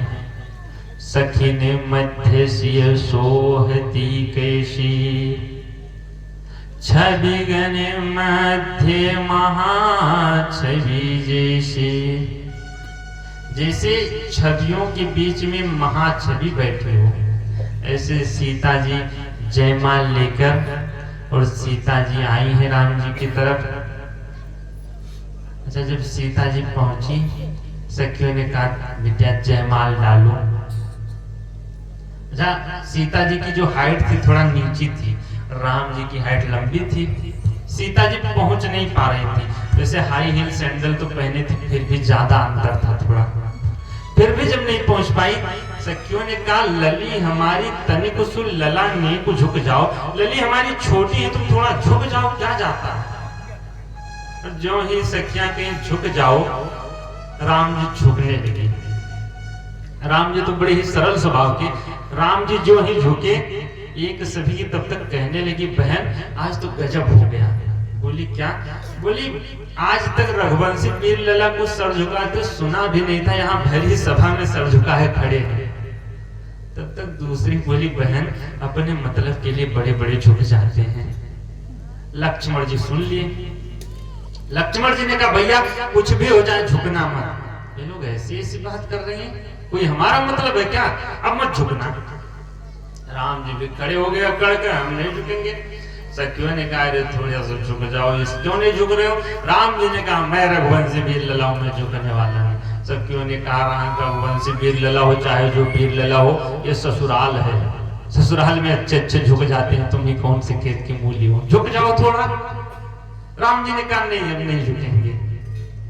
सखियां कहने लगी करो प्रतीक्षा प्रेम से दुल्हा राजकुमार,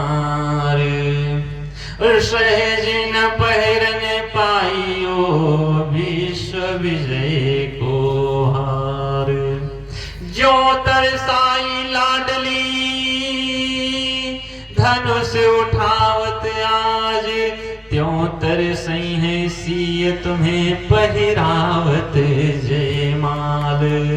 जैसा आपने तरसाया है धनुष उठाते हुए, ऐसे ही तरसोगे तुम, चिंता मत करो, आसानी से नहीं पहनाएंगे जयमाल। थोड़ा सा पहले झुको। राम जी ने कहा नहीं हम झुकने वाले नहीं। सीता जी ने कहा अच्छा थोड़ा झुक जाओ, इससे तुम्हारा कुछ जाएगा थोड़ो। राम जी ने कहा इतने देर से झुका था, क्या तुमको अच्छा लगता है? सीता जी ने कहा हाँ। बोले मतलब?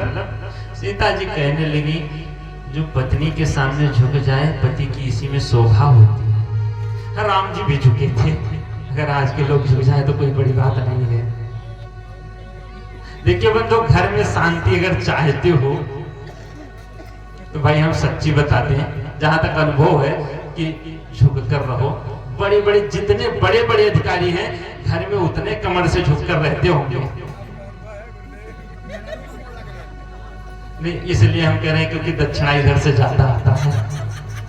बोली श्री राघव सरकार की जय। तो बंधु जो ही सीता जी ने कहा झुक जाओ, राम जी ने कहा अब नहीं झुकने वाले। सीता जी ने कहा अच्छा रुको। अब जब नहीं झुके तो सीता जी लक्ष्मण जी की तरफ इशारा कर दी, लक्ष्मण तुम्हें कुछ करो। लक्ष्मण जी ने कहा मैया मैं क्या कर सकता हूँ? सीता जी ने कहा तुम सब कुछ कर सकते हो। बोले कैसे, आखिर बताओ तो मैं क्या करूं? सीता जी ने कहा तुम हो लखन शेष अवतारा, तुम हो लखन शेष अवतारा, तुम हो लखन शेष अवतारा, तुम हो लखन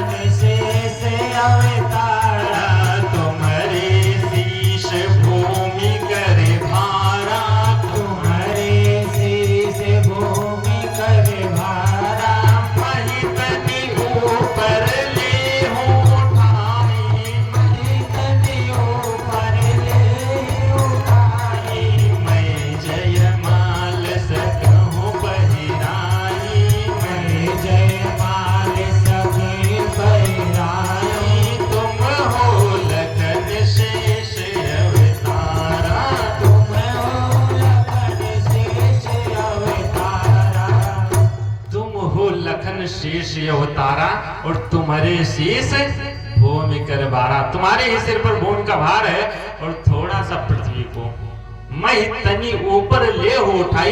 थोड़ा सा पृथ्वी को उठा तो मैं जयमाल सकूं पहिराई। लक्ष्मण जी ने कहा मैया अगर मैं पृथ्वी को उठाऊंगा तो जितने उठे आपके हाथा उतने ऊंच हो ही रघुनाथा। जितना पृथ्वी उठेगी उतने राम जी भी उठेंगे, लेवल तब भी तो बराबर रहेगा। मैया ने कहा एक काम करो हमारे नीचे की जमीन उठा दो, इनके नीचे की रहने देना। लक्ष्मण जी ने कहा मैया यहाँ मैं असमानता का भाव नहीं कर सकता। लक्ष्मण जी ने विश्वामित्र जी से कहा गुरुजी क्या मैं यहाँ असमानता का भाव कर सकता हूँ, उचित है? विश्वामित्र जी ने कहा भैया इतनी देर से जयमाल लिए खड़ी है, सखियां गीत गाने के लिए खड़ी है, देवता पुष्प लिए खड़े हैं, कुछ भी करना पड़े जयमाल पड़ जाना चाहिए। लक्ष्मण जी ने कहा कुछ भी करना पड़े? विश्वामित्र जी ने कहा कुछ भी करना पड़े जयमाल होना चाहिए। और आज जो एक है कुछ भी करो। लक्ष्मण जी गए साष्टांग भगवान को प्रणाम कर लिए और जो ही भगवान लक्ष्मण जी को उठाने के लिए झुके मैया सीता जयमाल। इसलिए कहते हैं सिया जो के हाथ जयमाल हो, सिया जो के हाथ जयमाल हो, मंगल गीत गावे सारी सखियां। सिया जो के हाथ जयमाल हो, मंगल गीत गावे सारी सखियां। सिया जो के हाथ जयमाल हो, मंगल गीत गावे सारी सखियां। सिया जो के हाथ जयमाल हो, मंगल गीत गावे सारी सखियां। मंगल गीत गावे सारी सखियां। सिया जो के हाथ जयमाल हो, मंगल गीत गावे सारी सखियां। मंगल गीत गावेले, मंगल गीत गावेले, मंगल गीत गावे, मंगल गीत गावे सारी सखियां। सिया जो के हाथ जयमाल हो, मंगल गीत गावे सारी सखियां।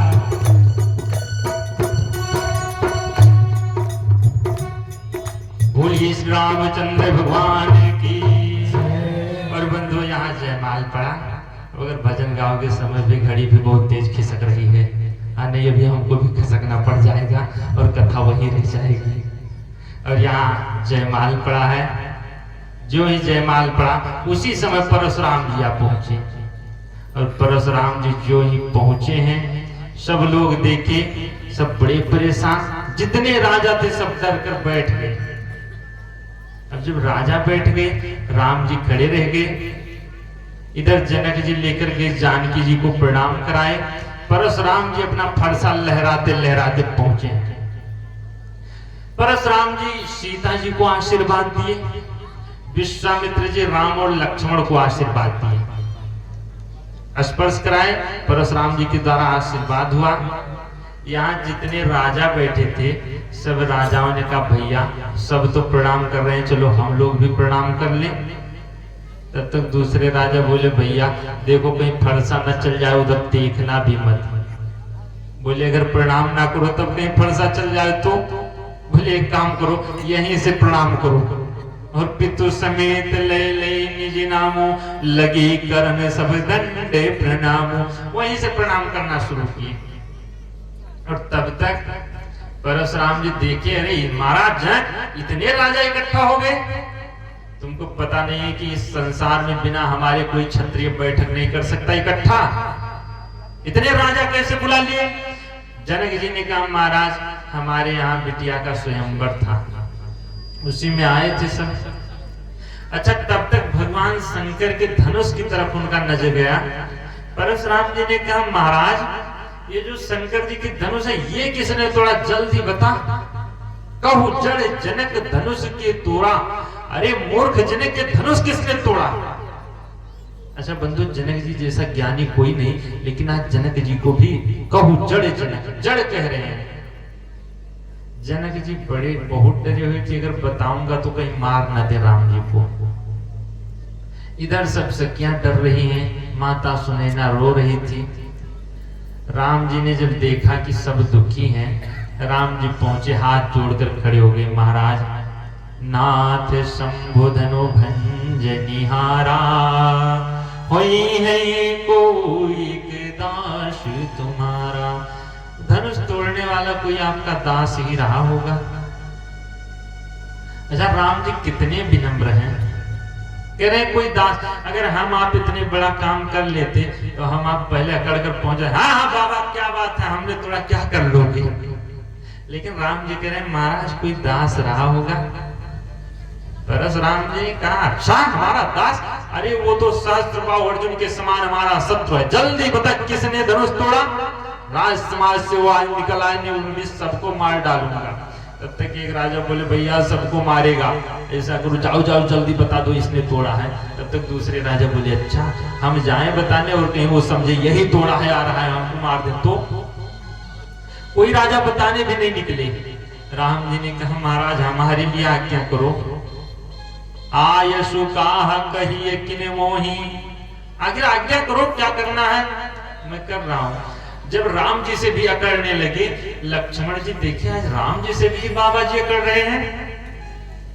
लक्ष्मण जी विश्वामित्र जी से बोले गुरु जी ये बाबा जी तो हमारे मतलब के हैं। बोले तुम्हारे मतलब के क्यों। बोले जो भाषा ये बोल रहे हैं वो भाषा राम जी बोल नहीं सकते, और जो भाषा राम जी बोल रहे हैं वो इनकी समझ में नहीं आ रही है। अगर हमको भेजो थोड़ा तो हम इनको चिलम पिला दें। हाँ, जो भाषा बोल रहे हैं वो हमको अच्छे से आती है। विश्वामित्र जी ने कहा जाओ, और जो ही विश्वामित्र जी का आदेश मिला, लक्ष्मण जी पहुंचे, बोले ए बाबा बहुत धनु ही तोरी लरिकाई, बहु धनु ही तोरी लरिकाई, कबहु नाश ऋषि कीन्ह गोसाई, कबहु नाश ऋषि कीन्ह गोसाई, यही धनु पर ममता यही तो, यही धनु पर ममता के तो सुनि ऋषाय कहा मृग कुल की, तो सुनि ऋषाय कहा मृग कुल तो, बहु धनु ही तोरी लरिकाई, बहु धनु ही तोरी लरिकाई। लक्ष्मण जी ने क्या मारा, बहुत धनु ही तोरी लड़काई, हमने तो लड़काई में बहुत धनुया तोड़ डाली, लेकिन कभी आपने ऐसा क्रोध नहीं किया। आखिर आपके अंदर इतनी ममता कैसे। आप तो साधु, और साधु को किसी साधन से ममता नहीं होनी चाहिए। परशुराम जी ने कहा अरे मूर्ख बालक, रे नृप बालक काल बस, तो काल की वशीभूत है, तुझको मैं मार डालूंगा। ये धनु ही समुद्र पुराण धनु, ये भगवान शंकर की धनुष को तो साधारण धनुष के समान मान रहा है। अच्छा बंधुओं, ये जो धनु ही होता है, ये धनु ही जो बच्चे गांव में खेलते हैं उसको धनु ही कहते हैं। लक्ष्मण जी तो अयोध्या में खेलते थे धनु ही लेकर, और अयोध्या में कभी परशुराम जी का आना जाना तो हुआ नहीं, तो भाई वहां क्रोध करने का कोई मतलब ही नहीं था। बंधुओं, ये अयोध्या की धनु ही की बात नहीं कर रहे हैं। एक बार की घटना आती है, ये एक बार ये जो परशुराम जी हैं, इनको अस्त्र शस्त्र रखने का बड़ा शौक था, जितना पाते थे उतना रखते जाते थे। धरती माता लगी कांपने की, इतने क्रोधी और इतना अस्त्र शस्त्र रखे हैं। धरती माता कांपने लगी, डर के मारे गई भगवान विष्णु के पास और कहीं महाराज ये परशुराम जी इतना अस्त्र शस्त्र रखे हैं, कहीं कोई चला देंगे तो प्रलय आ जाएगा, उसका भार हम नहीं संभाल पाएंगे। विष्णु भगवान ने लक्ष्मण जी को, शेषनाग को भेज दी कि जाओ सब निष्क्रिय कर दो।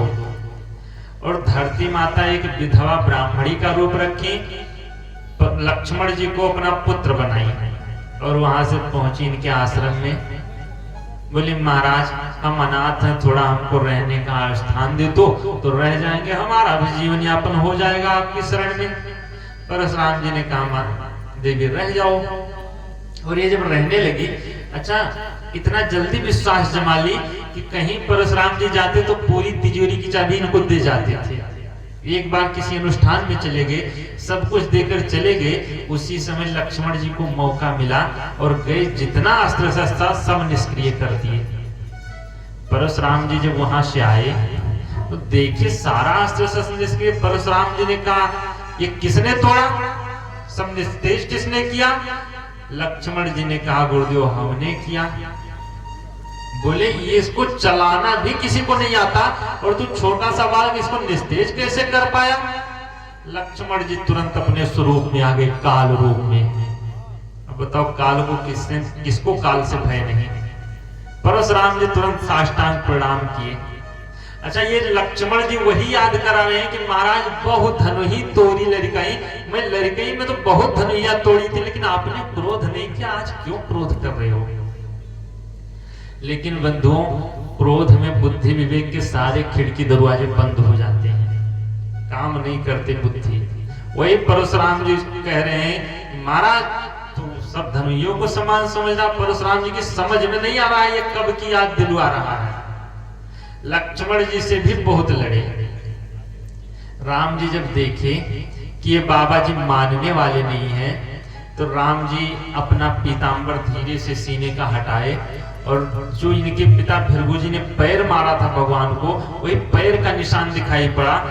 परशुराम जी सोचिए लगता है ब्रह्म का पूर्णावतार हो गया, ये तो हमारे पिता के चरण चिन्ह। लेकिन जो अहंकारी होता है उसको जल्दी किसी पर भरोसा नहीं होता। परशुराम जी ने कहा अच्छा अगर तू साक्षात पर ब्रह्म है तो ये जो भगवान विष्णु की मैं धनुष लाया हूं इसको तू उठाकर दिखाओ तो मैं मान जाऊंगा कि तू पर ब्रह्म है। और जो ही धनुष रखे तो वो धनुष अपने आप भगवान की तरफ जाने लगी। और जब धनुष जाने लगी परशुराम जी ने कहा अरे तू अपने आप क्यों जा रही है?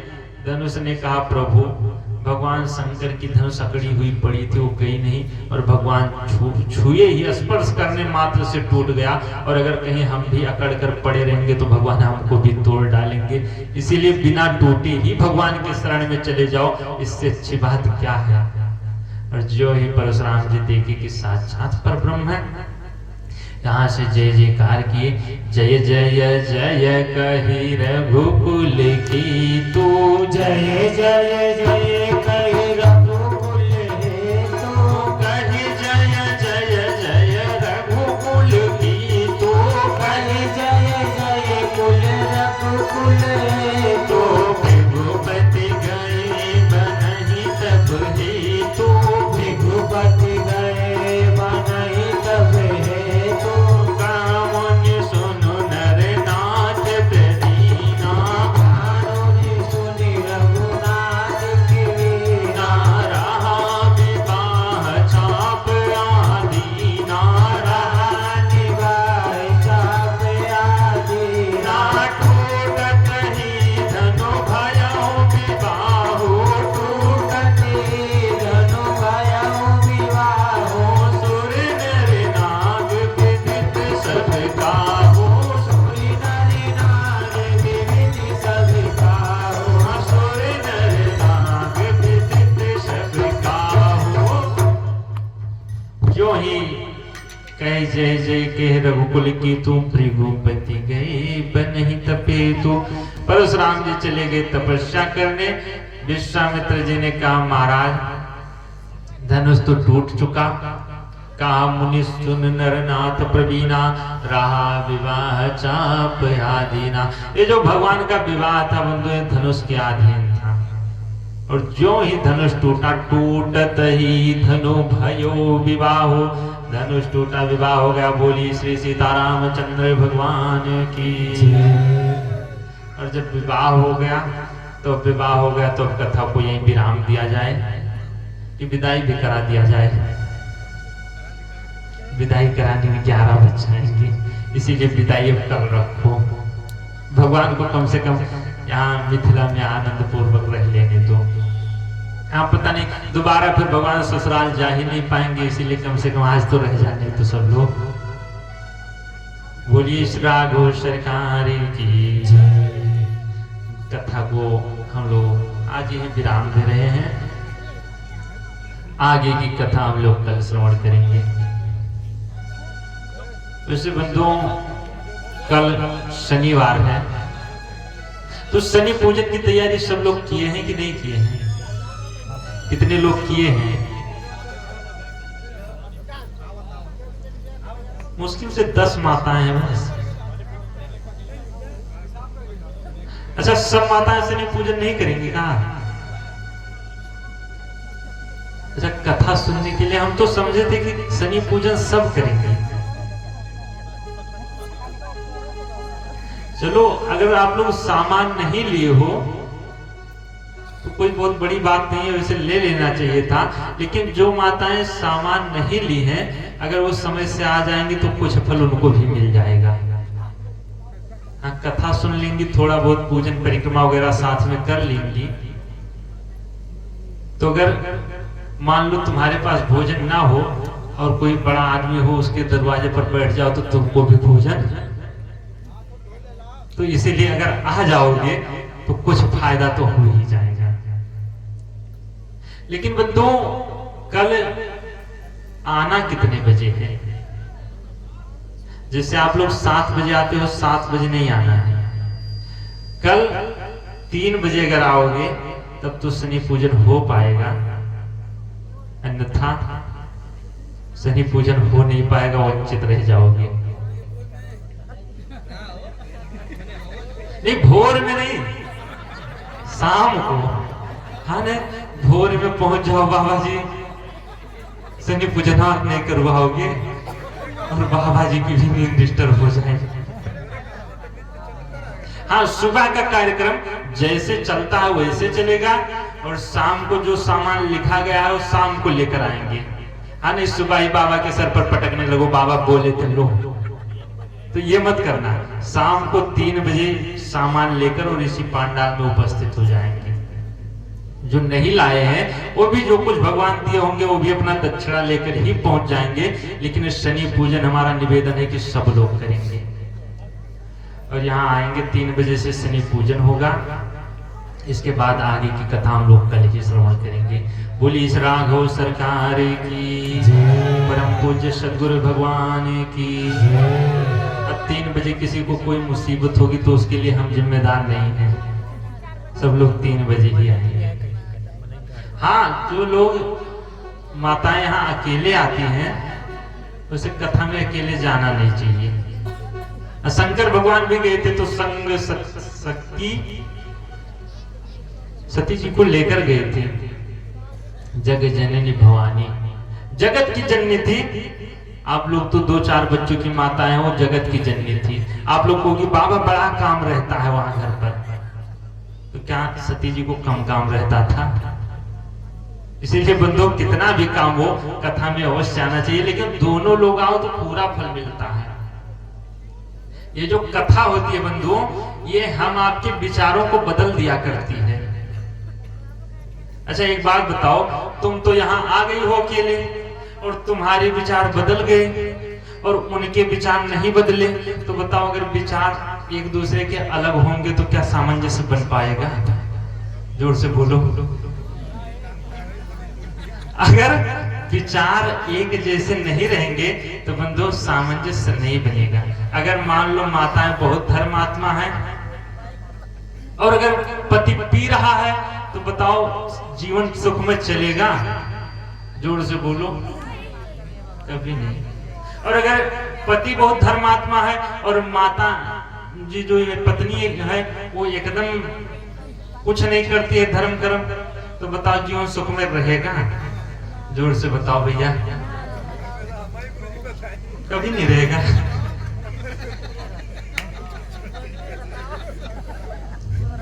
अच्छा, एक बात बताओ, अगर मान लो दोनों धर्मात्मा हो तो बढ़िया। अच्छा, अगर दोनों पी रहे हो तो तब भी आनंद में चलेगा। क्यों? क्योंकि विचार एक जैसे। ना विश्वास हो तो करके देख लेना बंधुओं, अगर विचार एक जैसे हैं तो सामंजस्य बनेगा। इसीलिए कथा में आओ तो दोनों लोगों को आना चाहिए। एक जगह कथा चल रही थी तो एक माता जी पहुंच जाए कथा में और वो भैया जी बाबूजी बैठे रहे घर में। माता जी कथा सुनकर गई तो जब भोजन प्रसाद निकाली पूछने लगे, देवी बोली हाँ आज कथा में क्या सुनाए पंडित जी? अरे पंडित जी कहाँ सुनाए, यही सुना रहे थे द्रौपदी के 5 पति थे, हमारे तो एक हैं, अगर 4 और भी हो जाएंगे तो भी कोई बात नहीं। बोले अच्छा पंडित जी यही सब सुनाते हैं? बोले यही सब सुना रहे थे। बोले तुम चिंता मत करो, कल से तुम मत जाना, कल हम जाते हैं देखते हैं पंडित जी क्या सुनाएंगे। अब दूसरे दिन वो महानुभाव पहुंच गए कथा में, और जब वो पहुंचे तो संयोग से पंडित जी रामायण की कथा कहीं से ले आए, सुनाने लगे। जब वो सुनकर आए पूछी आज कथा में क्या सुनाए?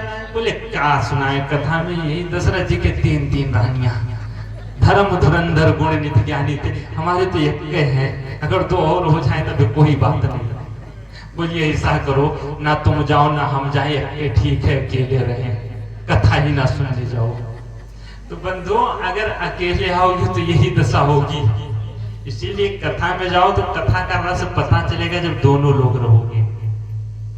कम से कम इतने दिन नहीं आ पाए तो शनि पूजन के दिन जितना हो सके उतनी माताएं सब दोनों लोग अवश्य आएंगे।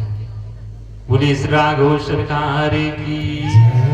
और सीताराम जी का विवाह भी होगा, दोनों लोग विदाई भी होगी, और साथ में जब सबकी विदाई होगी तो बंधुओं जितना आनंद राम जी के जीवन में आया था उतना ही आनंद आप लोगों के भी जीवन में आएगा। आइए सभी लोग 2 मिनट भाव से भगवान का नाम लेंगे। इसके बाद परम पूज्य स्वामी जी अपने मंच पर मंचासीन होंगे, हम आपको कुछ ज्ञान भरी वाणी सुनाएंगे जिसको जीवन में सिरोधार्य करके अपने जीवन को धन्य बनाएंगे। तो कल कितने बजे आना है? 3 बजे सायंकाल। हाँ व्रत जो माताएं अगर व्रत रह सके ज्यादा से ज्यादा कोशिश करके माताएं व्रत रहकर ही शनि पूजन करें।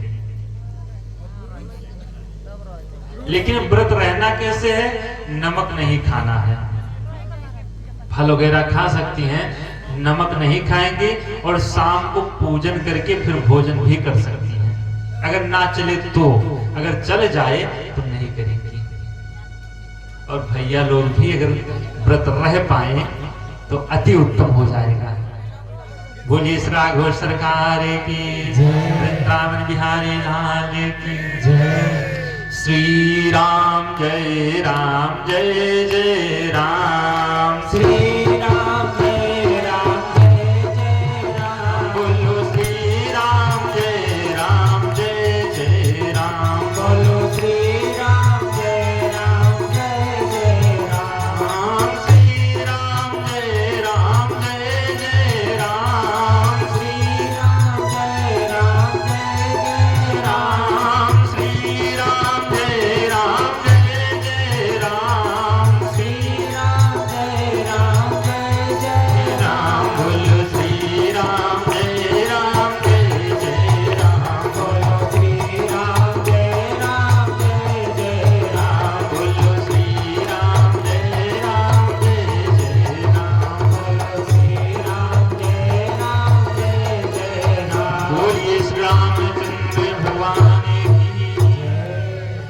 सभी भक्त अपने अपने स्थान पर खड़े हो जाएं, भाव से नमन वंदन करेंगे। अगर कुछ लेकर आए हो माताएं भैया लोग तो भगवान को समर्पित भी कर सकते हैं।